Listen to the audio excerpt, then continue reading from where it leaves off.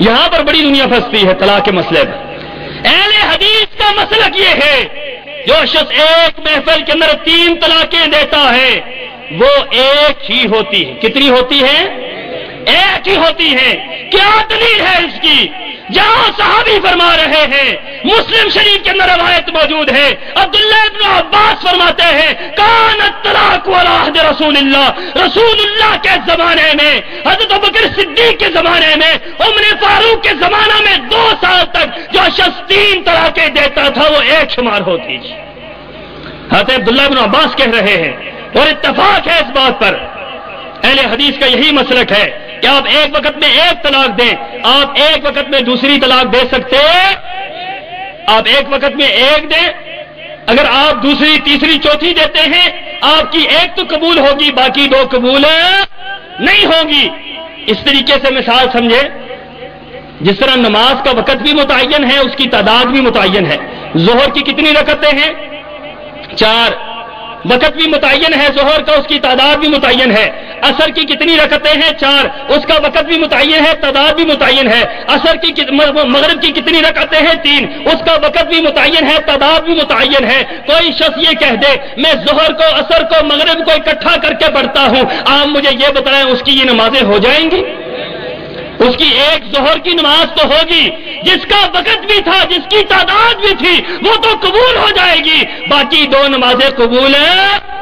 اسی طریقے سے جو شخص ایک مرتبہ 3 طلاقیں دیتا ہے اس کی ایک تو قبول ہوگی باقی 2 قبول نہیں ہوں گی۔ جو حدیث رسول اللہ کے اندر اس کی بے شمار مثالیں موجود ہیں، قرآن پاک کے اندر اس کی بے شمار دلائل موجود ہیں، لیکن میں یہاں پر یہ بات چھیڑنے نہیں آیا، میں تو ایک واقعے کی طرف اشارہ کرنا چاہتا ہوں۔ مولانا کے پاس بیٹھے ہیں، ان کے پاس ایک بندہ آیا جس نے 3 طلاقیں دی تھی۔ مولانا سے کہنے لگا مولانا میں نے اپنی بیوی کو 3 طلاقیں دی ہیں، آپ اس مسئلے کا حل بتلائیں۔ اب آپ کو پتا ہونا چاہیے ہمارے ہاں مختلف مذاہب ہیں، دیوبندی ہیں، بریلوی ہیں، اہل حدیث ہے۔ دیوبندیوں کا اہل حدیث کا مذہب تو میں نے آپ کو بتلا دیا۔ دیوبندی حضرات کا یہ مسلک ہے کہ جو ایک محفل کے اندر 3 دے وہ تینوں ہی ہو جاتی ہیں، اب کوئی رجوع کی صورت نہیں ہے۔ بریلوی کہتے ہیں کہ 3 جو یکمشت دے اس کے بعد حلالے کے ذریعے رجوع کیا جا سکتا ہے۔ یہ بریلوی یہ مشورہ دیتے ہیں، ہم نے اس سے پہلے دیوبندیوں کو یہ مشورہ دیتے ہوئے نہیں سنا تھا۔ ہماری کتابوں میں بھی یہی ہم نے پڑھا اور یہی چیز ہم نے دیکھی بھی۔ مولانا کے پاس وہ بندہ ہے، اس نے کہا حضرت بتلائیں۔ مولانا سے کہا بھائی طلاق ہوگی، جاؤ ختم ہو گیا مسئلہ۔ اس نے کہا نہیں حضرت خدا را میرا گھر برباد ہو گیا ہے، مجھے آپ اس کا حل بتلائیں۔ انہوں نے کہا اچھا اس طرح کرو، جاؤ جا کر حلالہ کروا لو۔ دیوبندی عالم دین حلالے کا مشورہ دے رہا، میں نے روک دیا۔ میں نے کہا حضرت آپ اس کو حلالہ کا مشورہ دیتے ہیں، یہ حلالہ کروانے جائے؟ میں نے کہا رسول اللہ کی حدیث ہے، حلالہ کرنے والے کروانے والے پر میرے نبی نے لعنت بھیجی ہے۔ میں نے کہا حضرت لعنت ہوتی ہے جو حلالہ کرتا ہے کرواتا ہے، ان پر میرے نبی نے لعنت بھیجی ہے۔ مولانا نے کیا بات کہی، بڑی عجیب بات کہی، حنفی عالم دین نے بڑی عجیب بات کہنے لگے بھائی لعنت تو ہو جائے گی، آپ کی بات ٹھیک ہے لعنت تو ہو جائے گی لیکن بیوی بھی تو حلال ہو جائے گی نا۔ رب کعبہ کی قسم ہے مسجد کے اندر ایک کمرہ مختص کیا گیا اور تبلیغی جماعت کے ایک شریف آدمی کو لایا گیا، تبلیغی جماعت کے ایک شریف آدمی کو، اور تعارف یہ کروایا گیا یہ تبلیغی جماعت کا بندہ ہے، بہت شریف آدمی ہے، چلہ بھی لگا ہے، دسواں بھی لگا ہے، اس نے سال بھی لگایا ہے، یہ تمہاری بیوی کا حلالہ نکلوائے گا۔ اب اندازہ لگاؤ تبلیغی جماعت والوں سے کیا کام کروا رہے ہیں، یہ بیچارے شریف سادے لوگ بستر اٹھانے والے ان سے یہ کام کرواتے ہیں۔ اب اس کو جو ہے مسجد کے اندر کمرہ مختص کیا گیا، مسجد کے اندر حلالہ نکلوایا گیا۔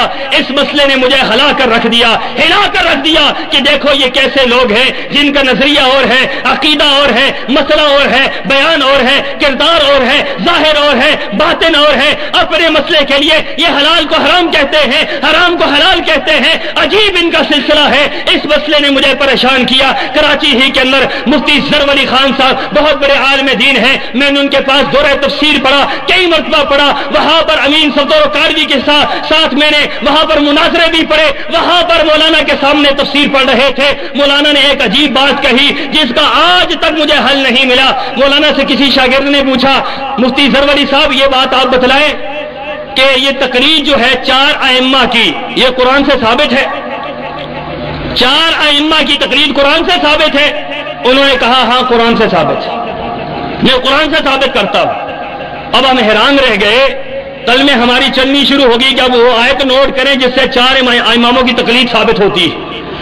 انہوں نے کہا نوٹ کرو آیت، قرآن کی آیت انہوں نے پڑھی، اولا لک فاولا ثم اولا لک فاولا، کہنے لگے پہلے اولا سے مراد حنفی، دوسرے سے شافی، تیسرے سے مالکی، چوتھی سے حنبلی، لو 4 اولا لک ہے، چاروں ائمہ کے مذاہب کو میں نے قرآن سے ثابت کر دیا۔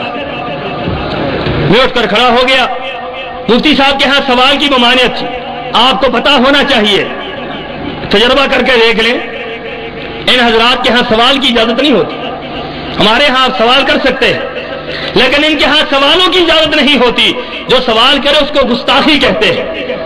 میں کھڑا ہو گیا، میں نے کہا حضرت یہ کیا کہتے ہیں؟ بیٹھ جاؤ بیٹھ جاؤ، جو میں نے بیان کر دیا وہی تھا، مجھے سوال نہیں کرنے دیا۔ میں حیران ہو گیا، میں نے کہا یہ دیکھو قرآن کو کس طرح بدلتے ہیں، یحرفون الکلم عن مواضعہ، ہم سنتے تھے یہودی اللہ کی آیات کو بدلا کرتے تھے، ہم سنتے تھے عیسائی اللہ کی آیات کو بدلتے تھے، ہم نے آج دیکھا لوگ اپنے آپ کو مسلمان کہتے ہوئے قرآن کی آیات کو بدل رہے ہیں۔